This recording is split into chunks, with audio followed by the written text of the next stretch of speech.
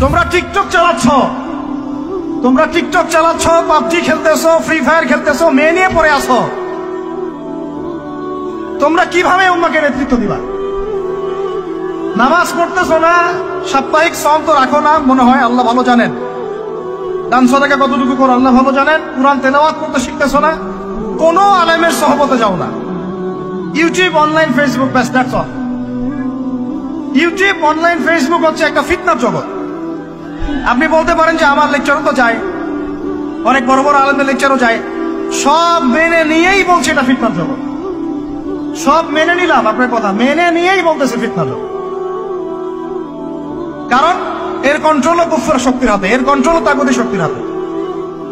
আপনি এটা নিয়ন্ত্রণ করেন নাই, এই প্রযুক্তি আপনি তৈরি করেন নাই। আমরা আলাদা করে কোনো মুসলিম কমিউনিটি, সোসাইটিও বিল্ড আপ করতে পারিনি অনলাইনে, পেরেছি? আমাদের কোনো স্বতন্ত্র সামাজিক যোগাযোগ মাধ্যম আছে বলেন?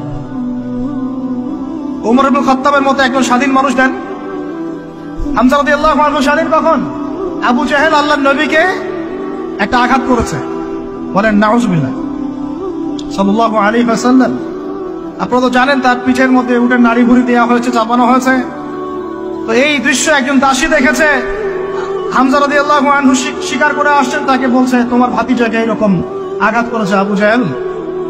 আবু জাহেলের নাম কিন্তু আবু জাহেল না, আবু জাহেলের নাম আবুল হাকাম। সেও কিন্তু আল্লাহকে বিশ্বাস করতো। আপনারা মনে করবেন না যে সে একদম ইহুদি ছিল বা খ্রিস্টান ছিল, এমন না। সে আল্লাহকে বিশ্বাস করতো, কিন্তু আল্লাহ পাকের বিধান মানত না। এখন হামজা রাদিয়াল্লাহু আনহু বলছেন ওয়া ফাআলা যালিক, সে কি সত্যিই কাজ করেছে?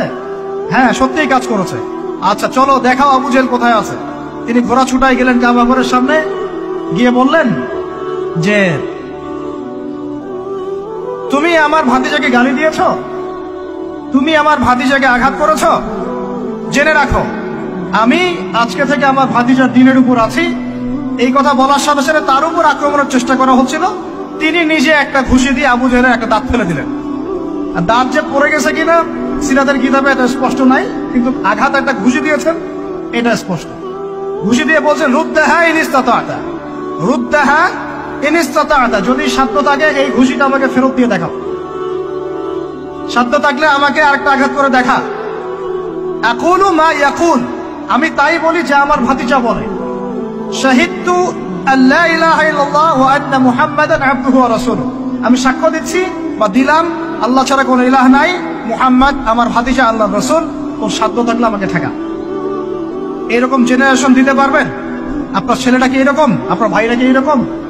এই আমাদের মায়েরা তাদের সন্তান কি এরকম? যে মেয়েদেরকে ঘরে নিয়ে আসছেন, এই মেয়েগুলোও কি সুমাইয়ার মতো?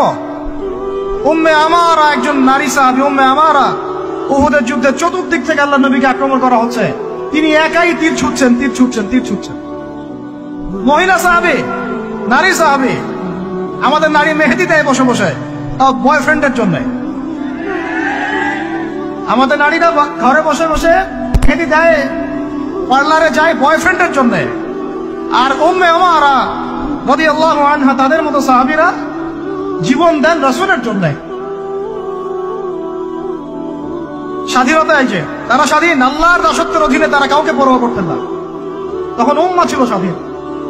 আর কি, আর কার কয়জনের কথা বলবো আপনাদেরকে?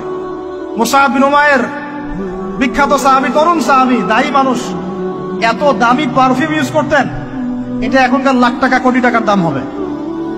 বিত্তশালী পরিবারের, এই যে বিত্তশালী পরিবারের সন্তানরা শোনেন, আপনারা তো বাইক দামড়ায় বেড়ান, গাড়ি ড্রাইভ করে বেড়ান, মাঝখানে অ্যাক্সিডেন্ট করে দেন, কেসও খান না, তার বাপের টাকা আছে পার পেয়ে যান। ইয়াবা খান, তারপরে গিয়ে মেয়ে নিয়ে ফুর্তি করেন। জেনা নিত্য নৈমিত্তিক ব্যাপার। একটা মেয়েকে পিছনে ওঠান, 7 দিন ঘোরেন, আবার চেঞ্জ করেন, 7 দিন পর আরেকটা নেন। মুসআব বিন উমাইরও ধনীর সন্তান ছিলেন, ধনীর দুলাল। যখন ইসলাম এসেছে, কুরআন এসেছে, শুনেছেন তিনি ইসলাম কবুল করেছেন।